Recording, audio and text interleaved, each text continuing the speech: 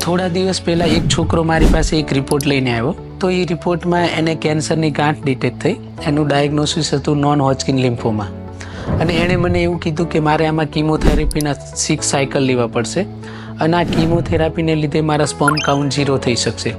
તો એના મનમાં એક સવાલ હતો, તો હું આગળ ફ્યુચરમાં પિતા બની શકીશ કે નહીં? તો મેં એને જવાબ આપ્યો કે હા, આનું એક ચોક્કસ સોલ્યુશન છે. એને કહેવાય છે સ્પર્મ ફ્રીઝિંગની ટેકનિક.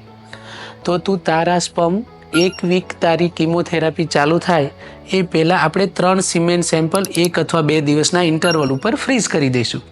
અને એ જ્યારે પણ ત્યારે ફ્યુચરમાં જરૂર પડશે તો આ સ્પર્મ ફ્રીઝિંગથી તું ચોક્કસ બાળકનો પિતા બની શકીશ. તો આ વિડીયોના માધ્યમથી હું એવું કહેવા માગું છું કે દરેક બોયઝ અથવા તો મેલ પાર્ટનરમાં જે કેન્સરનો પ્રોબ્લેમ વધ્યો છે તો તેની કીમો અને રેડિયોથેરાપીથી સ્પર્મ કાઉન્ટ 0 થઈ જાય છે. તો આનાથી બચવા માટે એક સ્પર્મ ફ્રીઝિંગની એડવાન્સ ટેકનિકનો તમે ઉપયોગ કરી શકો છો અને તમારા પોતાના સ્પર્મ લાંબા સમય માટે ફ્રીઝ કરી શકો છો અને આ સ્પર્મથી તમે તમારા બાળકના પિતા ફ્યુચરમાં બની શકો છો.